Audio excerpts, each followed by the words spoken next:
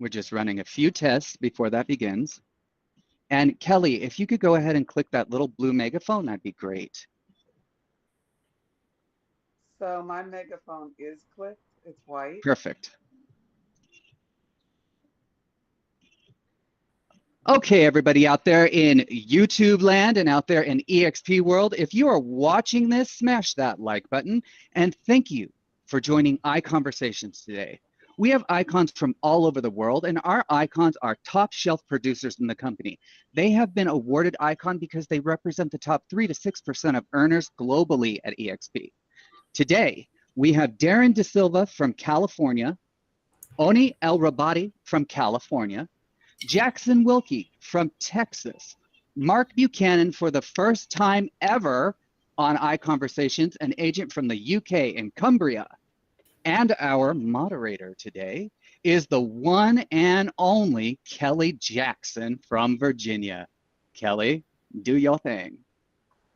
All right. I'm excited to talk to agents from all over the country and today from all over the world.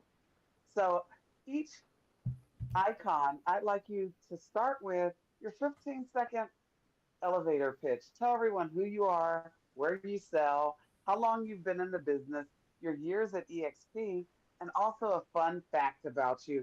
And let's go ahead and get started with Mark. Good morning. So my name is Mark Buchanan. I am based in Cumbria, which is the northwest of England, in a little town called Workington. I've been in real estate now for the last 10 years, and I joined EXP in September 2020. Last month, hit Icon for the third time. Interesting fact, I guess, I love metal music, and since joining EXP, I've been able to see probably about 150 bands over the last 3 years. Okay. All right. How about you, Onie? Hey, Kelly, how are you? I'm good. How are you? Great. So, over the last 6 years, I've dedicated my career to real estate and with EXP for 3 of the best years. And it's my first year hitting Icon. So, I'm happy to be here speaking with you all. And a fun fact about me, aside if I'm not working, is I am highly interested in classic luxury vehicles. For instance, a set of Mercedes Benzes seem to pique my interest, and I'm very close to purchasing one myself. So, looking forward to hear from everyone today and be here with my fellow icons. All right. And let's go to our other Californian, Darren. Thanks, Kelly. Good morning, everybody. My name's Darren D Silva. I run a team of agents with the D Silva Realty Group. I sell here in wonderful Northern California, specifically Tracy to Stockton and Modesto. I've been in the business January 1st, 2020. I quit my full-time job and decided to jump into real estate. So I've been in the business about 4 years. Years at EXP. This is my first year at EXP, first year Icon, and I love it. It's been an incredible asset to my life. Fun fact about me, I would say fun fact, 9 years ago, I was homeless on the side of the road, holding a cardboard sign, living in a cardboard box, and I have an amazing life full of nothing but gratitude today. So that's a little bit about me.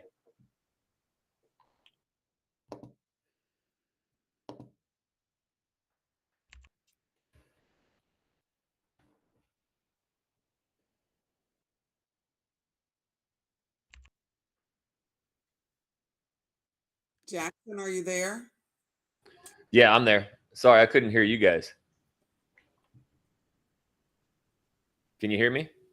Yes, we're looking for your 15-second elevator pitch. So my name's Jackson Wilkie. I'm in the Houston, Texas market, but I've actually I close all my business from YouTube, and I don't close it. I just bring in the business from YouTube channels and have agents close them. So I I've been in real estate about 5 years, and then I've been at EXP for the last 3 years, and I've actually iconed all 3 years, again, just 100% by referring out deals to other agents. And a fun fact is, if you've seen a living in city state YouTube channel, like a living in Houston or a living in Dallas, Texas, I actually created that whole system and have been teaching it to agents for the past 4 or 5 years. And it's generated billions in real estate sales. So it's pretty crazy.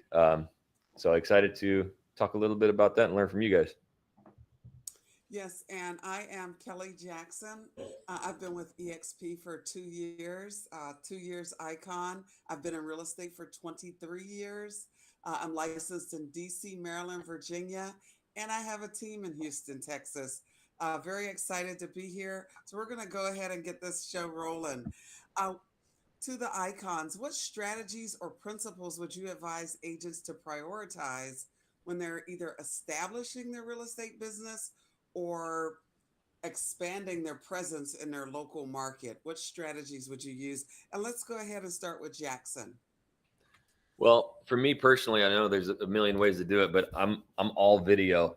I think, especially in this real estate world today, we're finding that the majority of our clients are coming in because they know, like, and trust us, and they actually just want to work with us. So it's not so much how professional, and how much you can tell people how great you are. Video is an incredible way if you can just kind of figure out your own niche, what you love talking about, and who you are, and then obviously talking about real estate or providing value for those videos.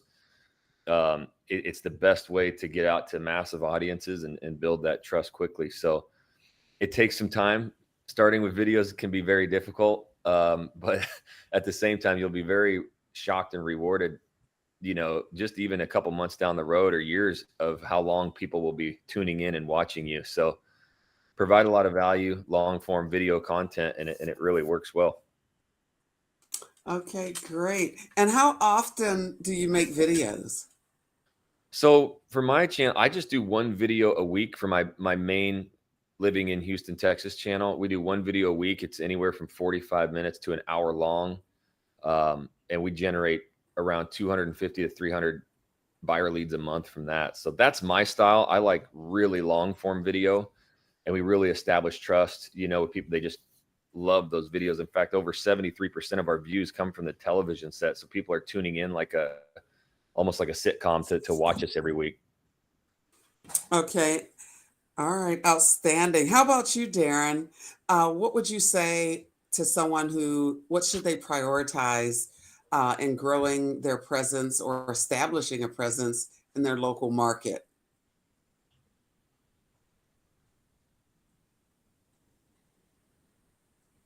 And if you're talking, Darren, we can't hear you.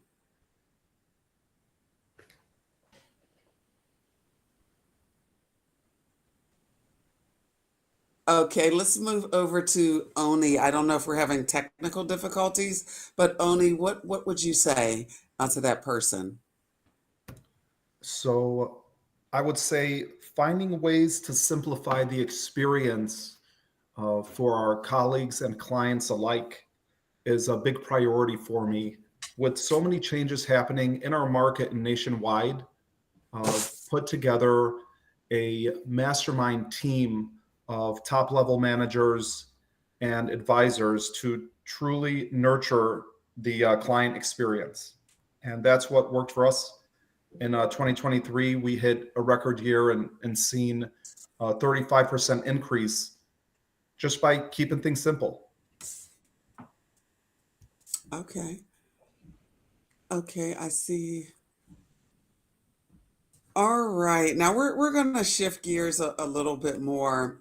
So this is for all the icons, and we're going to start with Mark. And in what ways do you collaborate with other professionals such as mortgage brokers, home inspectors, and attorneys to streamline the buying or selling process? So I've got a sort of a handful of different professionals that I work with. So obviously the process here in the UK will be a bit different to over in the States, but I've got quite a personal relationship with a mortgage broker, solicitor, and a building surveyor. So if people are looking for that kind of advice, it can help to get the process through faster, because I only recommend people that are really good. So it can help create that kind of personal relationship with their all the different people that are involved in the transaction. And it makes it easy to deal with any issues that come up as well, rather than dealing with, I suppose, out of the area companies that we often get with some of our transactions that we deal with, where communication's an issue. So I've got those kind of personal links, and that can kind of help get things through that little bit kind of faster. So I think if you don't have those links, it's good to kind of build that kind of network of professionals that you can kind of work with and trust. That's probably the most important part. Yes, absolutely. And how about you, Jackson? In what ways do you collaborate with other professionals that are part of our industry?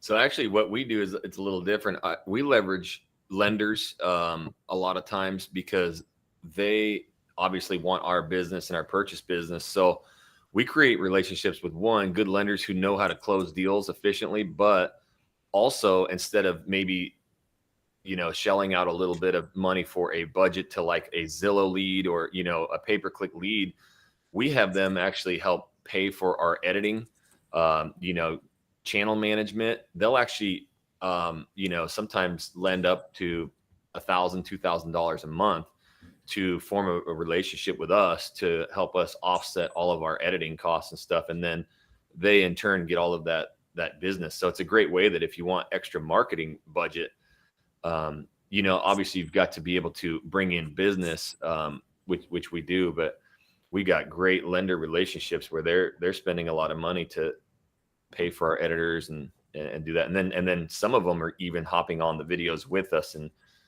kind of widening our net a little bit as we get their personalities involved in it too. Okay. How about you, Onie? How do you collaborate with other professionals? Yeah, collaborating is key. And of course, after our iConversation, I'm definitely subscribing to Jackson's channel over there. There's a lot I could definitely learn. So I appreciate that. I think collaboration is going to be the next step in the way that the business really changes.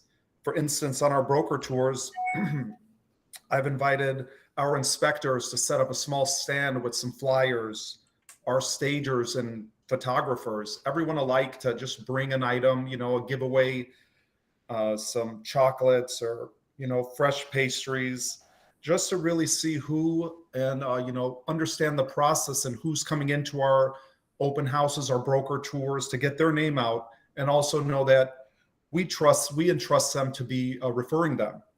And it's really worked out for us. I love to see my vendors still working, even if we may have a slower month than normal. I always promote the vendors, and it's really come back tenfold. As of our loan officers, we're doing something different this year with some online lead gen, where the loan officer has been able to co-market with us. They're at our open houses for any loan questions. Since the rates are somewhat changing, not really knowing what to keep up with, we always have a loan officer available to answer those technical questions. And it's really been working out. Sounds good. And finally, Darren, in what ways do you collaborate with other professionals such as mortgage brokers, home inspectors, attorneys, to really streamline that process for buyers and sellers? Yeah, great question. Well, my answer would be a little bit different today compared to when I was new. Today, I say no a lot, being blasted by constant, marketing by lenders, title reps, and everybody like that. But in the beginning, for me, when I started new, I wanted to meet everybody. I wanted to get my name out there. I wanted everybody to know who I was. So I met with every title rep, lender, home inspector, everybody, right? And then I got to decide who I kind of vibed with the most, right? And then over time, I got to see who was good, who was bad. and kind of go from there. So, you know, I definitely encourage newer agents to do that. You know, find out the people you not only do a good job, but you like and you trust and you vibe with, but kind of like the other agents here. You know, my partnerships today are very strategic. We are like a big piece of meat, right? To all of the title reps, lenders, everybody. Like we're like a commodity, right? And we need to own that. And knowing that, you can get these lenders and title reps and everybody to contribute to your budgets. You know, I have multiple people contributing to my events, you know, client appreciation events throughout the year, co-branding, marketing materials, all the things that I would spend money on. Before I spend money, I see who can I align with to take on the expenses, right? And try to alleviate some of those costs for myself. Paying for online generation, my CRM, you know, all those different things.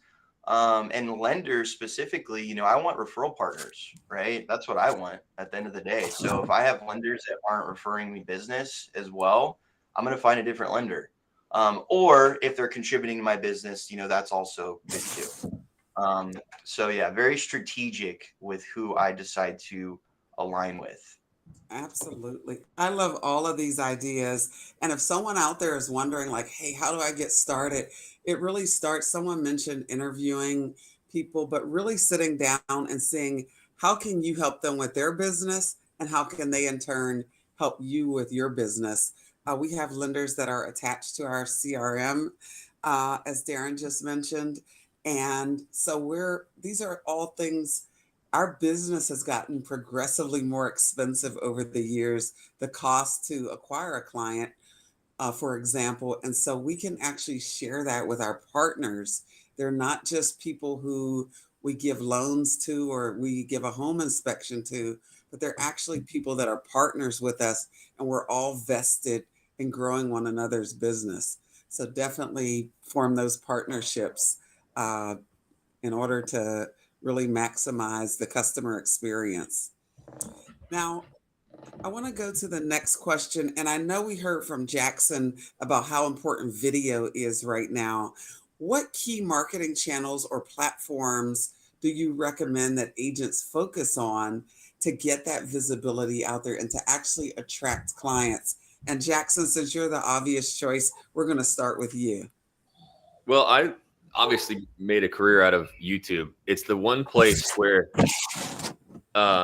if you think about marketing efforts, and the one thing that I teach is that I want basically people to search and find my content. So the backstory is that I wasn't successful out of the gate. I shot thousands of videos for over a year and I didn't close one house, and it was pretty painful. I almost had to get out of real estate. And then it really led me down to like, okay, these videos of doing like restaurant interviews and stuff, they don't add any value to anybody. Nobody was calling me. So you have to really realize, no matter what platform you're on, that you're answering consumers' questions. So if you've heard the term like content marketing, sometimes it gets just said, you know, quickly, but when you actually look at the definition of content marketing, it's answering consumers' questions. So with YouTube, somebody is searching something in there, they find your video and you're answering that question. In today's world of real estate, it just seems like people they teach shorter and shorter content, 30-second, 7-second, and you chase this virality stuff. But in all reality, it just doesn't bring you any business in. Where I go opposite, I do just all long form content on YouTube, because that's where clients are taking the time out of their day to search something, and they'll watch you. Again, I do 45-minute, hour-long videos, and some of these people come every week to watch it. So no matter the platform you're on, I just highly advise that whether you're on Instagram, Facebook, TikTok, that you're actually opening videos of answering consumers' questions, So again, if you're going to be doing it, you might as well be on a platform where consumers are actually typing in questions that you can answer. And as we all know, I mean, a lot of times on social media, we're standing in line at Starbucks, we're in the line to pick up our kids, or unfortunately, you know, we're on the toilet, so we're just wasting time. And that's not somewhere where we can get our branding and our message across. They just happen to be scrolling through. So again, if you can answer questions, Facebook Lives and stuff even work great, you know, if it's something that you can build consistency and an audience to. But make sure that you are taking, you know, if a client asks you a question about anything, like that's a great topic, right? Hey, I just had a client ask me, you know, are you thinking about selling your house right now and you want to get into one of these new construction houses? They're talking about lower interest rates. You know, I just had a client do that. Why don't I explain exactly what happened? Now, with that, all we chase is virality and vanity metrics. You know, a lot of people that get put on stages are just people that they may have 100,000 Instagram followers, but it has nothing to do with real estate. So I would rather at the end of the day get 3 views from people who seek out my content than 3 million views of just random people. So just make sure you're very direct with your message on these platforms and that you're answering consumers' questions so that the algorithms know who to serve your videos to.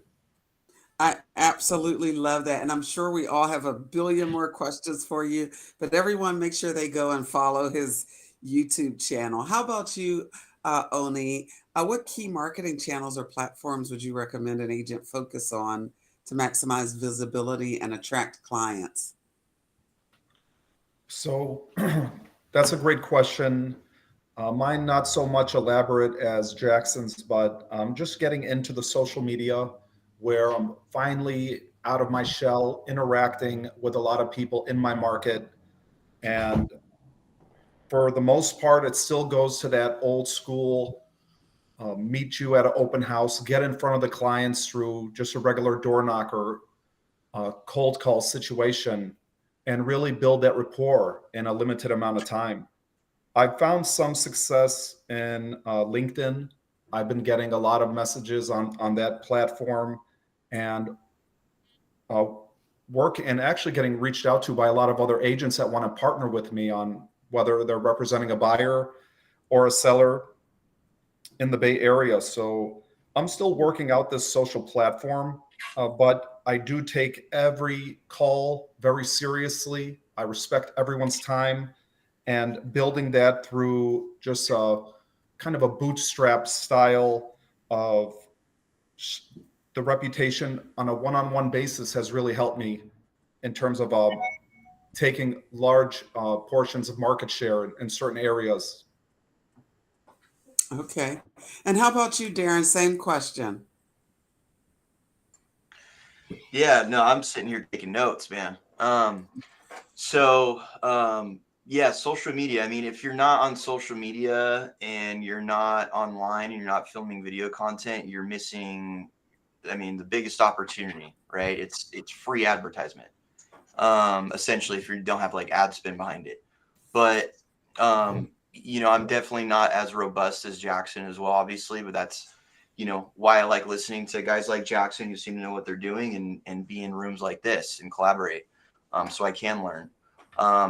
You know, I'm not a big, you know, TikTok dancer, right? I like to think that just like Jackson shared, you know, it took him 1,000 videos, right? A lot of people get into this and they think, oh, I'm going to make a couple videos and I'm going to spend, you know, 12 hours picking the right outfit and the right lighting and this and that. And in my experience, just do it. Just pick up your phone and start talking. Like, don't have analysis paralysis. Pick up the phone and just document yourself, right? Document what you're already doing. Like right now, I probably just took 3 videos of what we're doing right now, and I'm putting it on my social media, and it's branding. It's getting people to know you. Taking video content when you're going through inspections of houses, just constantly documenting. Like that's all you need to do. You already do these things. You don't need to have some elaborate, you know, choreographed video, right? At least for a lot of us, you can pick up your phone and film what you're already doing. Talk to the people, get them to know you and like you and trust you, because you can't get people to know you unless you're having a face-to-face conversation with them, right? So the next best step is to do it through video. Get people to see who you are, share your experience, share let them see you, and you know, people like get to know you almost, and then when they meet you in person, you're like, oh, that you're the guy that I saw this video on. You know, it's almost like they're excited to see you, and you're like, I don't know who the hell this is. And so it's really cool to see that. But for me, you know, there's a lot more platforms I could be using. I know that I'm not a big TikTok guy. Facebook, YouTube, Google is actually a really good one as well. Posting all of your videos, content to your Google business page. Instagram, obviously, you know, those things are what I utilize. Do I get a lot of calls and business from it? I'd say not a whole lot. But my branding from that has created opportunities. So I should say I have, because I've made lots of connections, lots of collaboration, agent referrals, things like that, just from social media.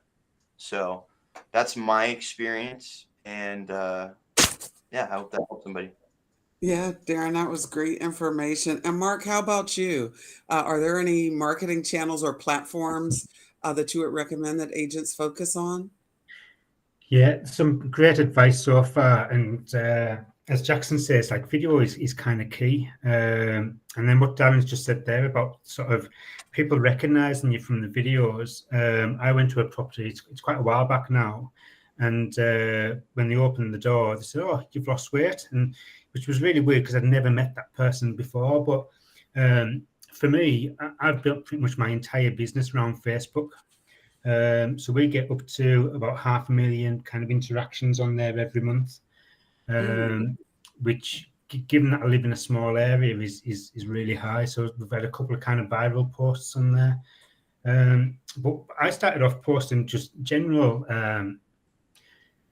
kind of personal stuff. So it wasn't just about business. It wasn't just about kind of real estate or property, but about me and my family. So in the UK, like real estate is a little bit different because most of us are employed, obviously not with EXP, but most people are employed and it's just a faceless corporation. So by being kind of with EXP and self-employed, it's providing that kind of personal kind of aspect that people in the UK aren't quite used to.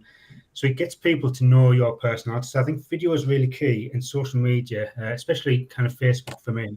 I do use Instagram, and I've just started using TikTok back in October, and we sold our first property via TikTok a couple of weeks ago, just from posting a property tour on there. So yeah, social media I think is absolutely key. And I've got other colleagues that have used Instagram and built like a really good business. So it's whatever kind of works for you. If you're not kind of comfortable with social media, it's kind of finding the one that might work.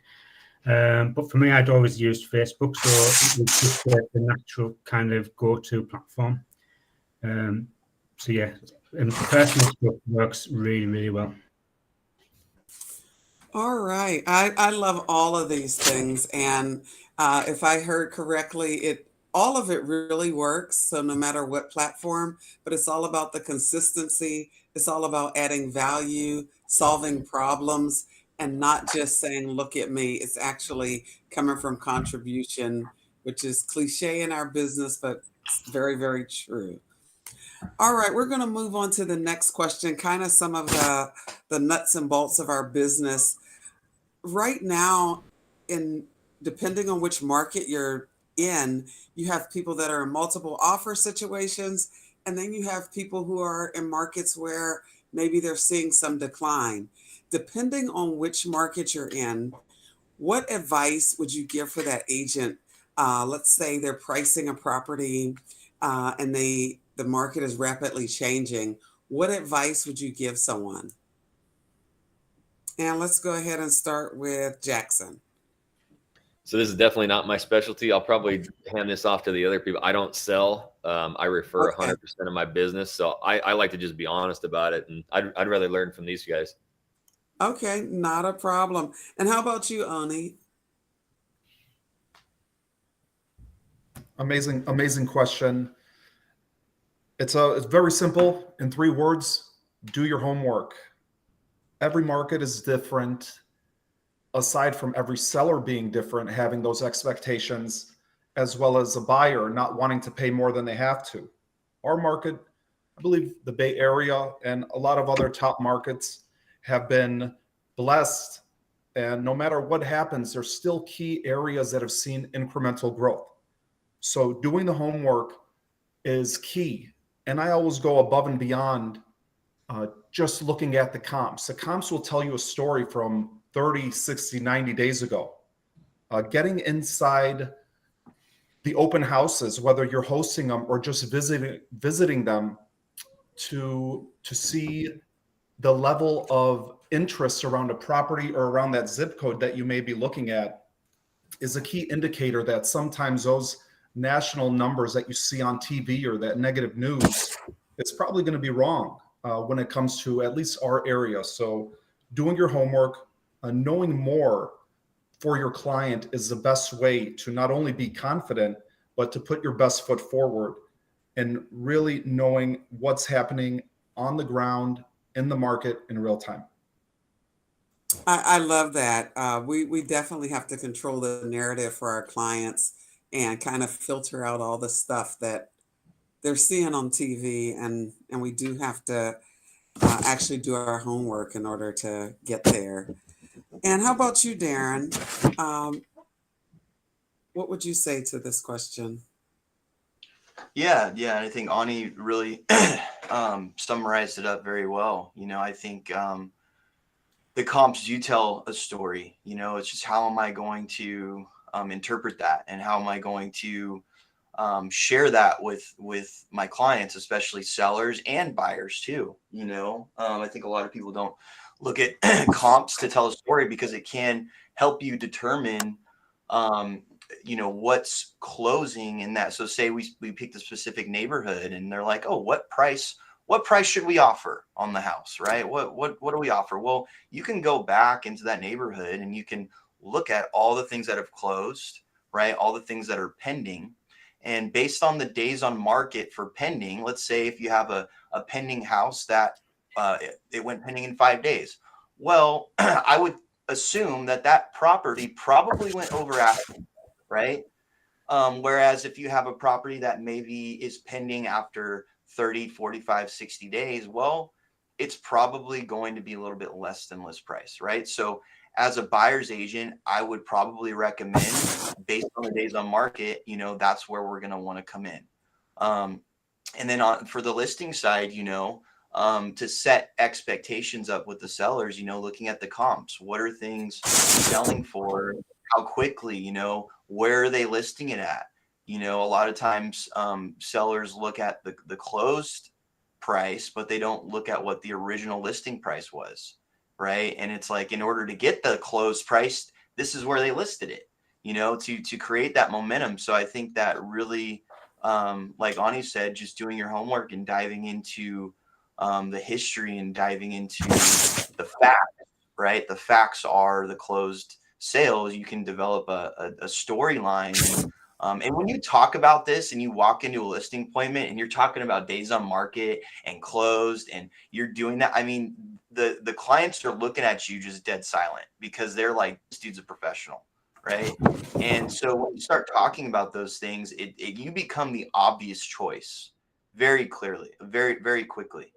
And it's also making home the obvious choice, even with actives, right? If you have active listings in the neighborhood, well, if I have two houses that are the same and identical, and they're listed at this price, well, I probably want to assume that I might want to come in a little bit under that other active that's an identical property because I want to be the obvious choice, right?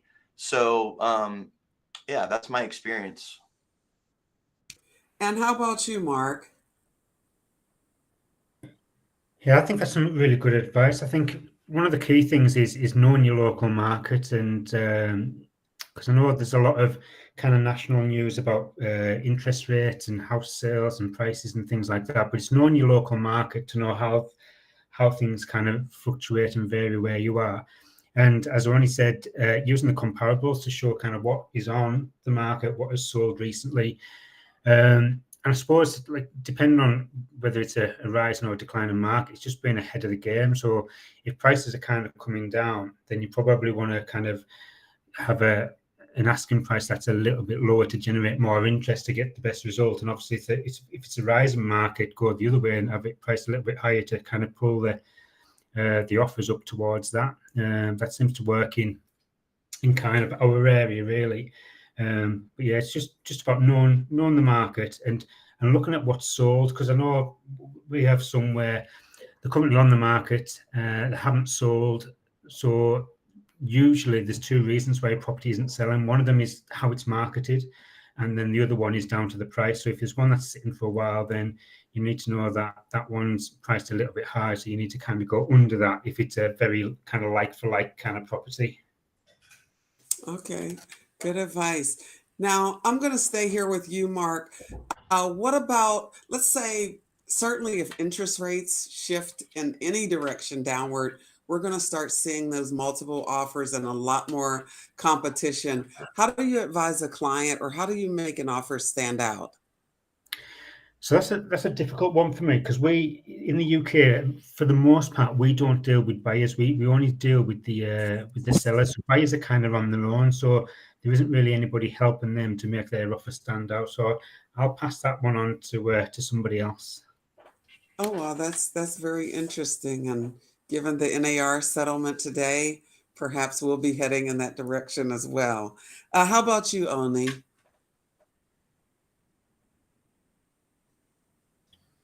That's that's an interesting question regarding most buyers' capacity to purchase in this market is extraordinary, where their budget previous to the last 6 months has changed. Mhm. So finding quick ways to maintain your client's best number, meaning let's pretend counteroffers don't exist. Let's write our number to the best of our ability and live with the results. And I do not always advise a non-contingent offer. In this market, it seems to be pretty popular, at least in the last 30 to 60 days. But I move forward with the client's best interests. And when we put an offer together, we make sure it's clean. We make sure we go detail for detail on what the buyer should expect in the event their offer is accepted, but we always move forward with the best number. And aside from doing the comps, what I like to do is I like to add the want value. So the comps show a property, let's just speak generally, at $1 million. And I ask them, this is what the numbers show, and are you willing to increase your number, not only to compete, but also to satisfy the want value? So we always go above and beyond to make sure it's the right number. We don't just want to win the offer. We want to make sure the client feels that they won as well. So it's a tedious process, but 9 times out of 10, the buyers are usually happy with the results. Okay. And how about you, Darren? How do you advise a client on having their offer stand out in a competitive offer situation? Yeah, well, every buyer is different, right? Everyone has different financing. Everyone has different down payments, loans. So it's really, I think you only learn this stuff by getting in the trenches and just doing it. And the first thing I do, I guess I'll just walk through my process. I mean, the absolute first thing I do, let's say my clients are like, hey, we want to move forward on this house. Great. First thing I do is call the listing agent, and I become their best friend, right? I want to show how professional. I want to stand out from all the other agents. I want to have the highest communication. I want to follow up with them. I want to get them whatever they need. I want them to tell me exactly what it's going to take to get that home, right? And so that's kind of where I start. And once I'm able to majority of the time I'm able to figure that out, but you always have people saying, just highest and best. And I hate that, but that's okay. So I start there, and then we have a conversation with my clients, and really it just depends, right? I mean, again, it's hard to say like, what is the one thing I do? Every situation is different. So based on how many offers that property has, based on how many days on market, right? Let's say if it's a competitive situation, there's 10 offers.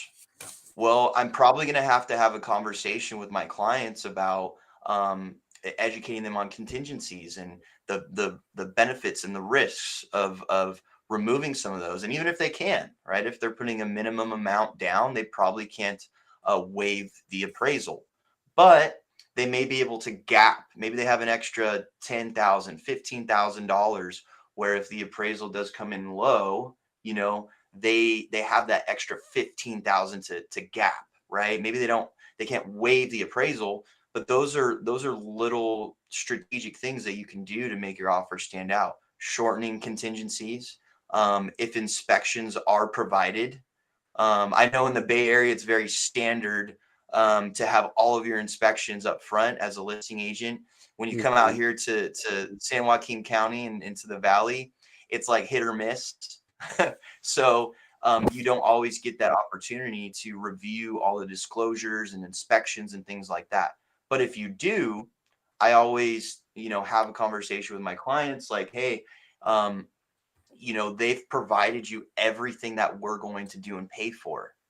So if you're comfortable and confident with these inspections, and I review them as well, and there's 10 offers and there's 3 other people removing those things, well, it might make sense to consider potentially removing those things, right? So again, there's 1,000 different things that we could go through, but at the end of the day, you just have to work with what you have and strategically.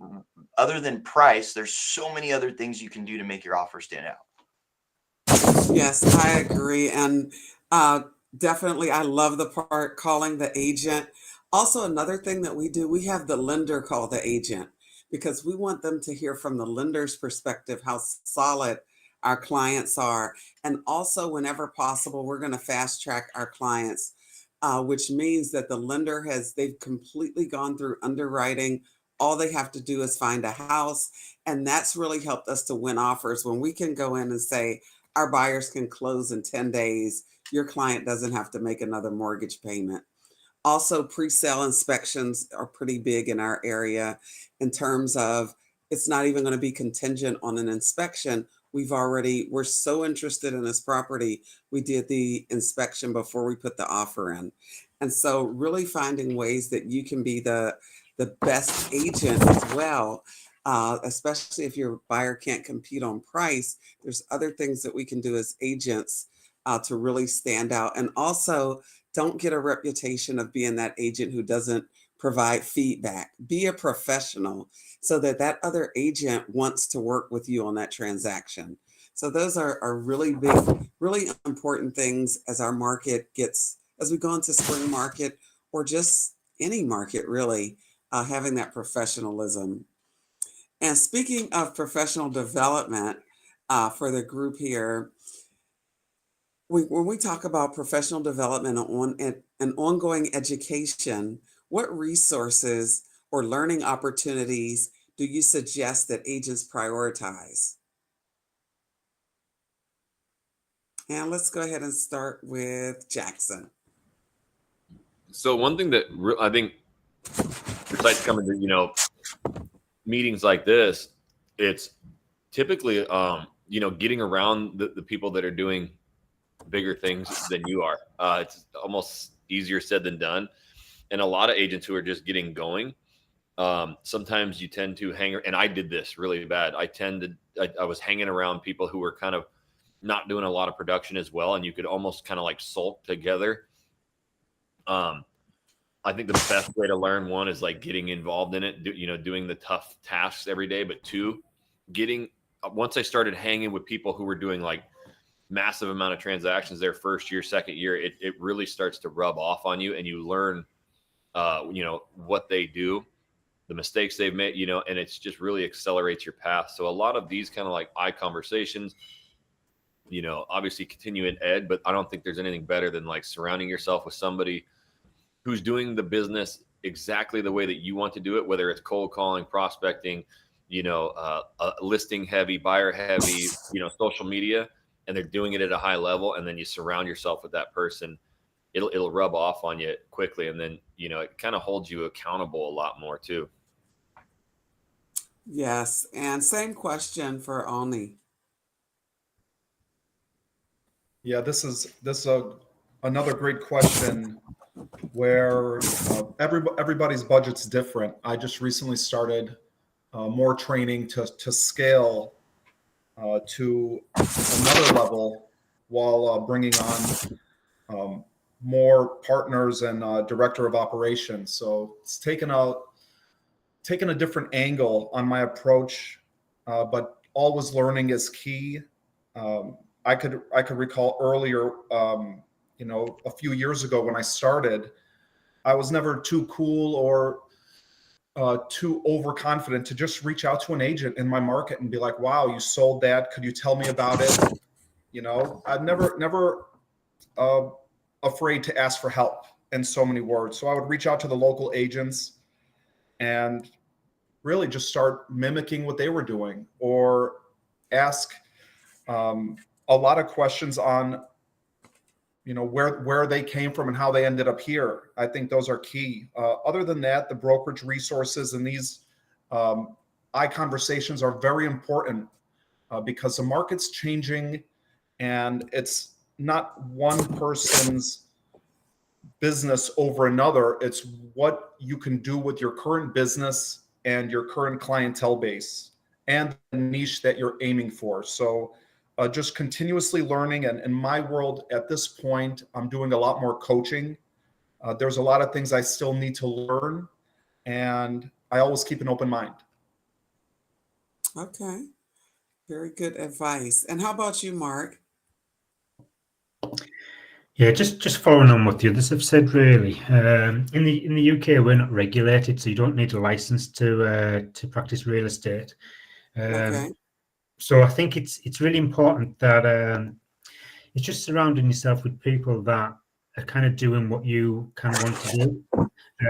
So yeah, as others have said, these ICONversations are great, but also like in-person events. So I flew to Las Vegas for EXPCon. We've got Miami later this year. We've got other events locally in the UK. So getting to those and actually meeting face to face with those that are actually doing what you're kind of wanting to achieve with your own business, all those kind of skills kind of rub off on you. It gives you that opportunity to talk a bit more kind of informally to people as well. And you often kind of learn probably a bit more in those kind of little informal conversations than you do in maybe a setting like this, because obviously you can ask things which may be a bit more personal to the person, to the business. So yeah, definitely plug into the network of other leaders that you want to follow. Okay, great advice. And I'm going to switch gears a little bit. So Darren, when you're faced with challenges or setbacks in your career, what resilience building techniques or mindset shifts have you used, or would you advise agents to adopt in order to stay motivated and persevere in real estate? Yeah, that's a great question, because I think, $1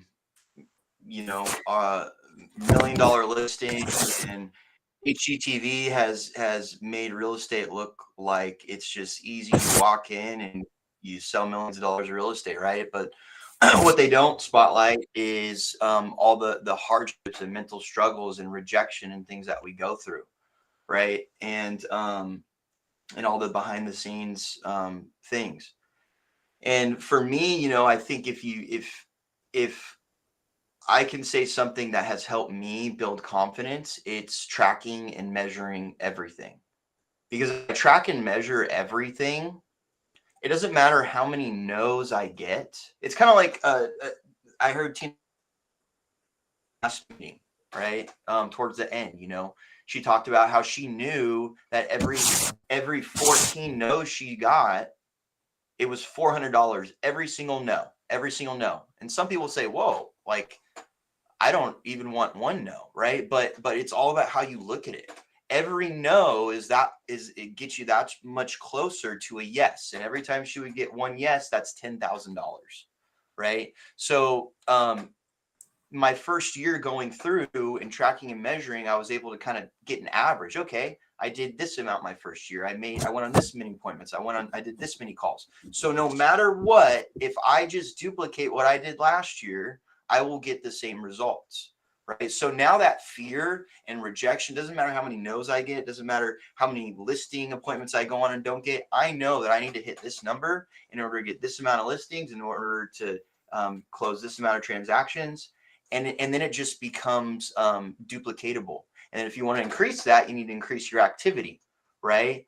And at some point, you might need to scale. You hire staff, you hire virtual assistants. In order to grow even more, you create a team, whatever that is. But at the start, when you're just a single agent, I think what's given me some resilience, among things aside from real estate, I can tell you probably the biggest one, it has nothing to do with real estate. Actually, it has to do with your morning routine, right? How are you starting your day?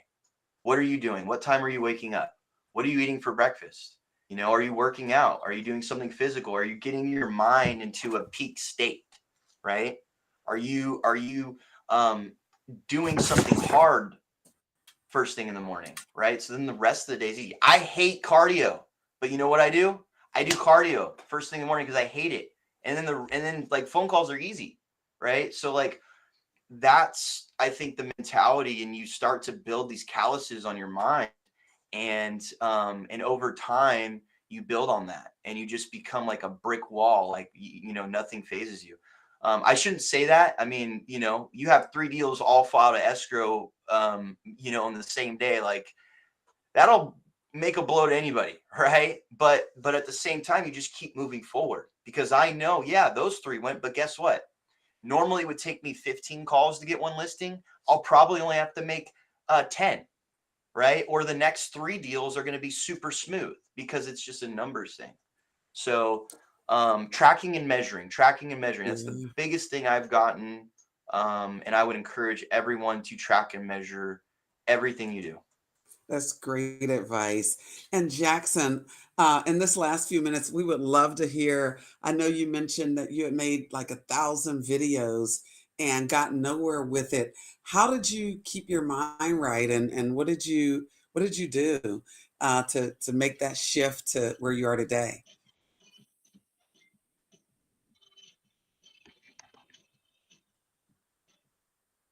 Did we lose Jackson? All right. Well, I want to thank all of you for joining us today up here on the stage. Kelly, as always, you've been a great moderator. Onie, Darren, Jackson, Mark, you all are just, this is such a great show. If you are watching this out there on YouTube, smash that like button. Come back. We are here every Friday at 8:45 Pacific time. See you in the world. Thanks, everyone.